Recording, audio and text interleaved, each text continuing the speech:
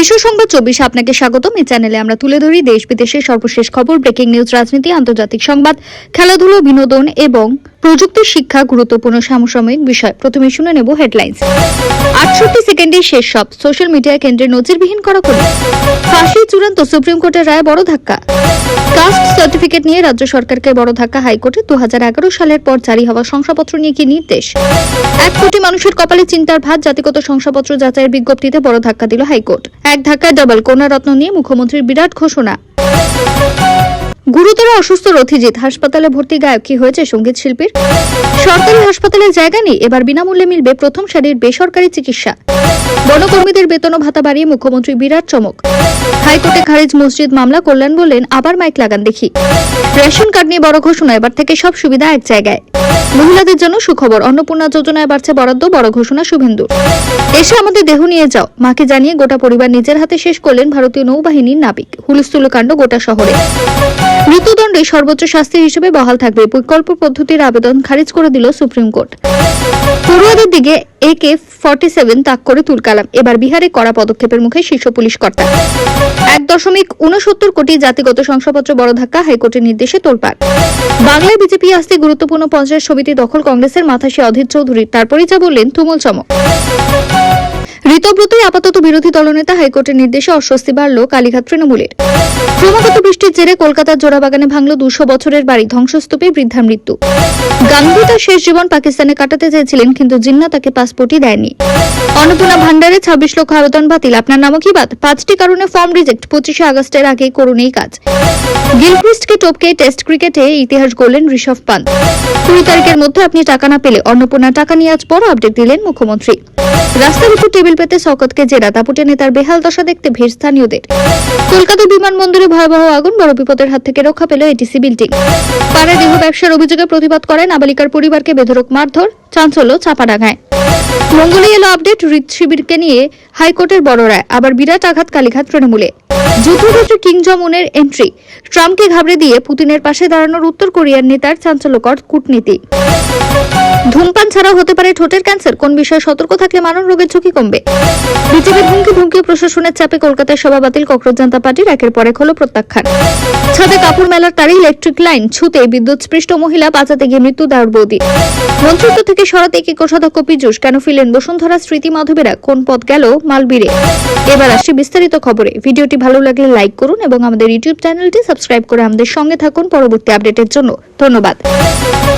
গত 14 আগস্ট কন্যারত্ন দিবসে রাজ্যে বেটি বাঁচাও বেটি পড়াও প্রকল্পের সূচনা করেন মুখ্যমন্ত্রী। এদিনই কন্যারত্ন উদ্যোগে 10,77,000 ছাত্রীর ব্যাংক অ্যাকাউন্টে আর্থিক সাহায্য পাঠায় রাজ্য সরকার। এর মধ্যে 9,48,000 ছাত্রীকে 1,000 টাকা করে এবং 1,29,000 ছাত্রীকে 25,000 টাকা করে দেওয়া হয়েছে। মঙ্গলবার মহাজাতি সদনে কন্যারত্ন নিয়ে বড় ঘোষণা করেন মুখ্যমন্ত্রী। তিনি জানালেন, কন্যারত্ন অনুদান আপাতত 1000 করে, আগামী বছর থেকে 2000 টাকা। এটা কথা নয়, কাজে করে দেখাবো। সরকারের চলার পথে আগামী দিনে সব করে দেখাবো। এরই পাশাপাশি মুখ্যমন্ত্রী জানান, মহালয়ার দিন 112 ডায়াল চালু। এটা নারী নিরাপত্তা বিশেষ ডায়াল হেল্পলাইন। প্রতি থানায় মহিলা নিরাপত্তা গাড়ি বাড়ানো হবে, 650টি থানা। অন্যদিকে এদিনই অন্নপূর্ণা যোজনা নিয়ে বড় আপডেট দিলেন মুখ্যমন্ত্রী। তিনি বলেন, প্রত্যেক মাসের দ্বিতীয় সপ্তাহে আপনাদের কারোর কাছে যেতে হবে না, 10 থেকে 15 এর মধ্যে আপনার অ্যাকাউন্টে টাকা ঢুকবে। কোনো টেকনিক্যাল সমস্যা হলে স্থানীয় মহিলা মোর্চা নেতৃত্বের কাছে যাবেন। প্রতিটি বিধানসভা কেন্দ্রে নিজেদের মধ্যে একটা গ্রুপ তৈরি করে নিন অন্নপূর্ণা যোজনার জন্য, যাতে আগামী দিনে মহিলার অধিকার এবং মহিলাদের উপর কোনো অনাচার অবিচার হলে আপনারা মা বোনদের পাশে দাঁড়াতে পারেন। তিনি আরো বলেন, টুকরে টুকরে গ্যাং যারা দেশের মধ্যে থেকে দেশের ক্ষতি করতে চায়, জাতীয়তাবাদের আঘাত করতে চায়, তাদের বিরুদ্ধে আপনারা মাতঙ্গিনী হাজরার মতো অথবা রানী রাসমণির বীণা দাসের মতো প্রতিবাদ করতে পারেন। কোন যোগ্য মহিলা কর্মসূচি থেকে বঞ্চিত হবে না। যাদের এই অর্থ প্রয়োজন নেই, আশা করব তারা এই অর্থ যাতে অন্য যোগ্য মহিলা পায় তাকে সহযোগিতা করবে। অন্নপূর্ণা যোজনার টাকা নিয়ে বড় ঘোষণা করলেন মুখ্যমন্ত্রী। জানিয়ে দিলেন, যোগ্য মহিলাদের অ্যাকাউন্টে নিয়মিত টাকা পাঠানো হচ্ছে। জুন মাসে 28 লক্ষ মহিলার অ্যাকাউন্টে টাকা পৌঁছেছিল। জুলাই সেই সংখ্যা বেড়ে 1,19,00,000 মহিলা অন্নপূর্ণা যোজনার সুবিধা পেয়েছেন। এবার যারা যাচাই প্রক্রিয়া যোগ্য হিসেবে চিহ্নিত হয়েছেন, তাদের অ্যাকাউন্টে প্রতি মাসে 10 থেকে 15 তারিখের মধ্যে টাকা পৌঁছে দেওয়ার কথা জানিয়েছেন। এই মাসেও টাকা দেওয়া শুরু হয়েছে। যোগ্য মহিলারা টাকা পেয়ে যাবেন এই মাসে 20 তারিখের মধ্যে। যারা এখনো পর্যন্ত টাকা পাননি বা 20 তারিখের মধ্যে পাবেন না, তারা পোর্টালে আবেদন করতে পারেন অথবা স্থানীয় মহিলা মোর্চার সহায়তা নিতে পারেন। শুভেন্দু জানান, আগে সরকারের আমলে সরকারি প্রকল্পের টাকা নিয়ে নানা ধরনের অনিয়ম হয়েছে। সে কারণে নতুন সরকার ক্ষমতায় আসার পর অন্নপূর্ণা যোজনার ক্ষেত্রে আবেদনকারীদের তথ্য যাচাই করা হচ্ছে। মুখ্যমন্ত্রী বলেন, নতুন সরকার ক্ষমতা আসার পর অন্নপূর্ণা যোজনার জন্য নতুন করে ফর্ম দেওয়া হয়েছিল। সেই আবেদনগুলি যাচাই করার পরে যোগ্য মহিলার অ্যাকাউন্টে টাকা পাঠানো হয়েছে। সরকারি অর্থের অপচয় বা নয়ছয় কোনোভাবে বরদাস্ত করা হবে না, তাই উপযুক্ত যাচাইয়ের পরই টাকা দেওয়ার সিদ্ধান্ত নেওয়া হয়েছে। সম্প্রতি মুখ্যমন্ত্রী জানিয়েছেন, অন্নপূর্ণা যোজনায় প্রায় 1.3 কোটি আবেদনকারীকে যোগ্য হিসেবে চিহ্নিত করা হয়েছে এবং প্রায় 26 লক্ষ আবেদন যাচাইয়ের পর বাতিল হয়েছে। মুখ্যমন্ত্রী আরো বলেন, অনেক ঝাড়ে বাছাই করে ফর্ম বের করে যোগ্যদের টাকা দিচ্ছে। অন্নপূর্ণা যোজনার টাকা যোগ্যরাই পাবেন। আমরা ভোটে জিতেছি প্রতীকে, কিন্তু আমরা জনগণের সরকার। জুন মাসে 28 লক্ষ মহিলার অ্যাকাউন্টে টাকা দিয়েছি। জুলাই মাসে 1.19 লক্ষ মহিলার অ্যাকাউন্টে টাকা দিয়েছি। যারা টাকা এখনো পাননি, উপযুক্তরা কালকের মধ্যে টাকা পেয়ে যাবেন। মুখ্যমন্ত্রী দেওয়া হিসেব অনুযায়ী জুন মাসে অন্নপূর্ণা যোজনার আওতায় প্রায় 28 লক্ষ মহিলা টাকা পেয়েছেন। জুলাইয়ে সেই সংখ্যাটা বেড়ে দাঁড়ায় প্রায় 1.19 লক্ষে। অন্নপূর্ণা যোজনার আওতায় যোগ্য মহিলাদের প্রতি মাসে 3,000 টাকা করে সরাসরি ব্যাংক অ্যাকাউন্টে পাঠানো হচ্ছে। আধার সংযুক্ত ব্যাংক অ্যাকাউন্টের মাধ্যমে ডিবিটি ব্যবস্থা করা হয়েছে। সব যোগ্য মহিলাই টাকা পাবেন, কথা দিলেন মুখ্যমন্ত্রী। সাধারণ মানুষের জন্য চিকিৎসা ব্যবস্থার চিত্র বদলে দিতে এক বিরাট সিদ্ধান্ত ঘোষণা করেছে রাজ্য সরকার। সরকারি হাসপাতালে বেড না পেলে এবার আর রোগীদের ঘুরতে হবে না। সরকারের পক্ষ থেকে সরাসরি বেসরকারি হাসপাতালে পাঠিয়ে সম্পূর্ণ বিনামূল্যে তাদের চিকিৎসার বন্দোবস্ত করা হবে। সম্প্রতি রাজ্য শিক্ষামন্ত্রী শারদ বন্দ্যোপাধ্যায় বিশেষ সাংবাদিক বৈঠকে এই বড় উদ্যোগের কথা প্রকাশ আনেন। কলকাতার শীর্ষস্থানীয় সরকারি হাসপাতালগুলিতে রোগীদের অতিরিক্ত চাপের কারণে বহু সময় জরুরি মুহূর্তে বেড মেলে না। এ ভোগান্তি দূর করতে রাজ্য সরকার ও বেসরকারি হাসপাতালগুলির সমন্বয়ে তৈরি হয়েছে বিশেষ নেটওয়ার্ক। প্রাথমিক পদক্ষেপে এসএসকেএম হাসপাতালের সঙ্গে যুক্ত করা হয়েছে কেপিসি মেডিকেল কলেজকে। ইতিমধ্যে স্বাস্থ্য দপ্তর ও বিভিন্ন বেসরকারি হাসপাতালের মধ্যে দফায় দফায় বৈঠক হয়েছে এবং প্রায় 2,500 বেড সংরক্ষিত রাখা হয়েছে। সফল মক ড্রিলের পরই পরিষেবা আনুষ্ঠানিকভাবে চালু করা হয়েছে, যা ধাপে ধাপে রাজ্য জুড়ে কার্যকর হবে। কিভাবে কাজ করবে নতুন ব্যবস্থা? প্রাথমিক আবেদন। রোগীকে প্রথমে নিকটবর্তী নির্দিষ্ট সরকারি হাসপাতালে ভর্তি করানোর জন্য নিয়ে আসতে হবে। কন্ট্রোল রুমের সহায়তায় বেড বুকিং। সেখানে বেড খালি না থাকলে হাসপাতাল কর্তৃপক্ষ স্বাস্থ্য দপ্তরের কেন্দ্র কন্ট্রোল রুমে যোগাযোগ করবে। রিয়েল টাইম ডেটার সাহায্যে কন্ট্রোল রুম খালি থাকা বেসরকারি হাসপাতালে বেড কনফার্ম করবে। বিনামূল্যে ট্রান্সফার। সরকারি হাসপাতালে নিখরচাে অ্যাম্বুলেন্সের মাধ্যমে রোগীকে সরাসরি নির্দেশিত বেসরকারি হাসপাতালে নিরাপদে পৌঁছে দেওয়া হবে। প্রথম পর্যায়ে এসএসকেএম এ চালু হলে খুব শীঘ্রই RG Kar, NRS, Kolkata medical college ও সাগর দত্ত মেডিকেল কলেজে আওতায় আনা হচ্ছে। বেডের অভাবে একজন রোগীও যেন উন্নত চিকিৎসা থেকে বঞ্চিত না হন, তা সুনিশ্চিত করতে ঐতিহাসিক পদক্ষেপের মূল লক্ষ্য। শ্রীলঙ্কার বিরুদ্ধে গেলে প্রথম টেস্টে ইতিহাস গড়লেন ভারতের তারকা wicket keeper batter Rishabh Pant. Test ক্রিকেটে দ্রুততম 100টি ছক্কা হাঁকানোর নজর করেছেন তিনি। একই সঙ্গে ফরম্যাটে 100 ছক্কার মাইলফলক ছোঁয়া প্রথম ভারতীয় ব্যাটারও হয়ে উঠেছেন তিনি। মঙ্গলবার ম্যাচের চতুর্থ দিনে শ্রীলঙ্কার বিরুদ্ধে কীর্তি করেন পন্থ। লাহিরু কুমারের বলে ছক্কা মেরে 100টি টেস্ট ছক্কা পূরণ করেন তিনি। মাত্র 51টি টেস্টে মাইলফলকে পৌঁছে যান। ফলে দ্রুততম 100 টেস্ট ছক্কার রেকর্ড এখন তার দখলে। এর আগে এই রেকর্ডের মালিক ছিলেন অস্ট্রেলিয়ার কিংবদন্তি wicket keeper batter Adam Gilchrist.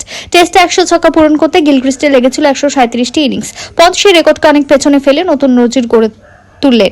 Test ক্রিকেটে পন্থের আগে মাত্র 3 জন ব্যাটার 100 ছক্কার মাইলফলক ছুঁয়েছিলেন। তারা হলেন অ্যাডাম গিলক্রিস্ট, ব্রেন্ডন ম্যাকুলাম এবং বেন স্টোকস। সে তালিকায় এবার জায়গা করে নিলেন পন্থ। একই সঙ্গে তিনি হলেন এই কৃতিত্ব অর্জনকারী প্রথম ভারতীয়।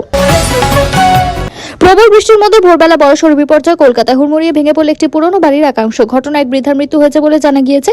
ধ্বংসস্তূপের মধ্যে আটকে পড়েছিল একাধিক বাসিন্দারা। যুদ্ধকালীন তৎপরতায় তাদের উদ্ধার করা হয়েছে। মঙ্গলবার ভোর প্রায় 5টা নাগাদ ঘটনাটি ঘটে জোড়াবাগানের ব্রজতুলাল স্ট্রিট এলাকায়। স্থানীয়দের দাবি, বাড়িটি প্রায় 200 বছরের পুরনো। দীর্ঘদিন ধরে সেটি জরাজীর্ণ অবস্থায় ছিল। পুরসভা বহু আগে বাড়িটিকে বিপজ্জনক বলে ঘোষণা করেছিল, কিন্তু তারপরও সেখানে একাধিক পরিবার বসবাস করছিল। ভোর রাতে আচমকা বিকট শব্দ শুনেন স্থানীয়রা। বাইরে বেরিয়ে তারা দেখেন বাড়িটির একটি বড় অংশ ভেঙে পড়েছে। মুহূর্তের মধ্যে এলাকায় আতঙ্ক ছড়িয়ে পড়ে। আশেপাশের মানুষও ঘটনাস্থলে ভিড় করতে শুরু করেন। বাড়ির ধ্বংসস্তূপে এক বৃদ্ধা চাপা পড়ে যান। দ্রুত তাকে উদ্ধারের চেষ্টা করা হয়। পরে তার মৃত্যু হয়েছে বলে জানা যায়। ঘটনায় শোকের ছায়া নেমে আসে এলাকায়। খবর পেয়ে ঘটনাস্থলে ছুটে আসে কলকাতা পুলিশের উচ্চপদস্থ আধিকারিকরা। পৌঁছে যায় বিপর্যয় মোকাবিলা দলের সদস্যরা। জাতীয় বিপর্যয় মোকাবিলা বাহিনী বা এনডিআরএফ এর সদস্যরা উদ্ধার কাজে অংশ নেন।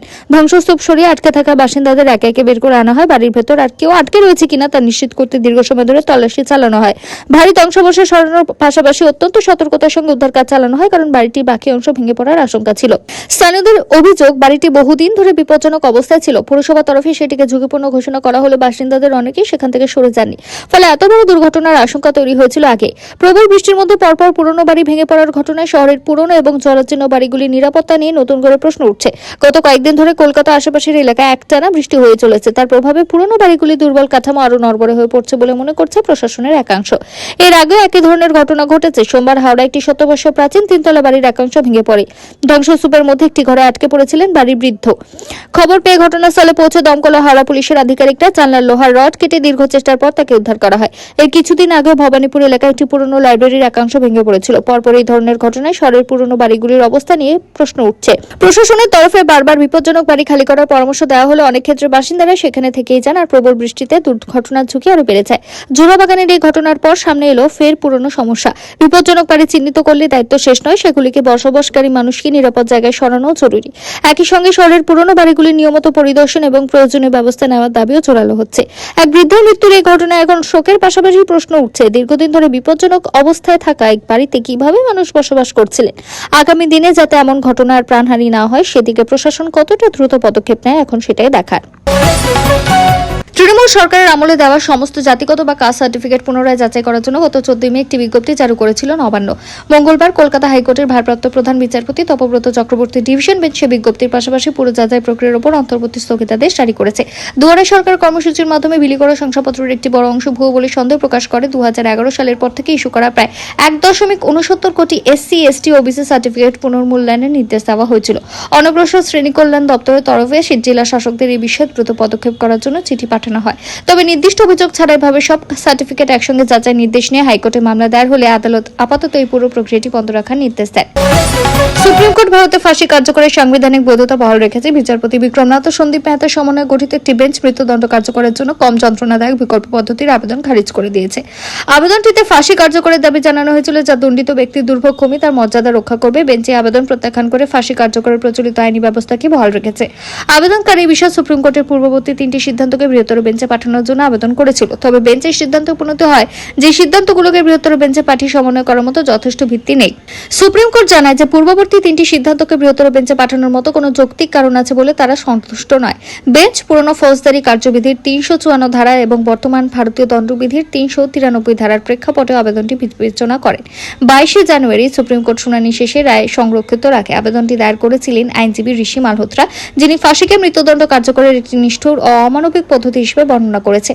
আবেদনকারী ফাঁসির পরিবর্তে প্রাণঘাতী ইনজেকশন প্রয়োগের পরামর্শ দেন। কেন্দ্রীয় সরকারের পক্ষে অ্যাটর্নি জেনারেল আদালতকে জানান যে বিষয়টি বিবেচনার জন্য সরকার একটি কমিটি গঠন করেছে। সুপ্রিম কোর্ট আবেদনকারীর এবং কেন্দ্রীয় সরকারের 3 সপ্তাহের মধ্যে তাদের লিখিত চুক্তি জমা দেওয়ার নির্দেশ দিয়েছে।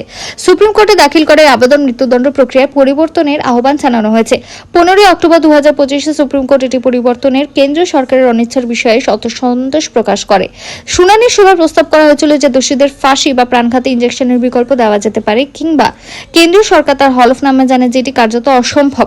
আদালত এসে অসন্তোষ প্রকাশ করে এবং বলে যে কেন্দ্রীয় সরকার সময়ের সঙ্গে তাল মিলিয়ে চলতে অনিচ্ছুক বলে মনে করা হচ্ছে। কেন্দ্রীয় সরকারের প্রতিনিধিত্বকারী সিনিয়র আইনজীবী সোনিয়া মাথুর যুক্তি দেন যে বিষয়টি একটি নীতিগত সিদ্ধান্তের সাথে জড়িত। বুধবারের শুনানির সময় বিচারপতি সন্দীপ মেহতা ও বিক্রমনাথের বেঞ্চ মৌখিকভাবে মন্তব্য করে সমস্যা হলে সরকার পরিবর্তন করতে অনিচ্ছুক। তারা আরো উল্লেখ করেন যে এটি একটি পুরনো প্রক্রিয়া এবং সময়ের সাথে সাথে অনেক কিছু বদলে গেছে। আবেদনে ফাঁসির বিকল্প হিসেবে প্রাণঘাতী ইনজেকশন, গুলি, বিদ্যুৎস্পৃষ্ট করা বা গ্যাস চেম্বারের মতো পদ্ধতির প্রস্তাব করা হয়েছে, যেগুলির মাধ্যমে দণ্ডিত ব্যক্তির কয়েক মিনিটের মধ্যে মৃত্যু হতে পারে। আইনজীবী ঋষি মালহোত্রা দায়ের করে জনস্বার্থ মামলায় ফাঁসিকে অত্যন্ত বেদনাদায়ক, অমানবিক এবং নিষ্ঠুর বলে বর্ণনা করা হয়েছে। আবেদনকারী ফৌজদারি কার্যবিধির 354 ধারার অধীনে ফাঁসি দ্বারা মৃত্যুদণ্ডকে অসাংবিধানিক ঘোষণা করার এবং সংবিধানের 21 অনুচ্ছেদের অধীনে মর্যাদাপূর্ণ মৃত্যুর অধিকারকে একটি মৌলিক অধিকার হিসেবে স্বীকৃতি দেওয়ার জন্য আবেদন করেছে। আবেদনে আরো বলা হয়েছে যে ফাঁসি কার্যকর করতে প্রায় 40 মিনিট সময় লাগে, যেখানে গুলি বা প্রাণঘাতী ইনজেকশনের মাধ্যমে এই প্রক্রিয়াটি প্রায় 5 মিনিটেই সম্ভব হয়। মালহোত্রা জাতিসংঘের একটি প্রস্তাবও উদ্ধৃত করেছেন, যেখানে বলা হয়েছে যে মৃত্যুদণ্ড যেখানে কার্যকর করা হয় সেখানে তা সবচেয়ে কম যন্ত্রণাদায়ক পদ্ধতিতেই করা উচিত।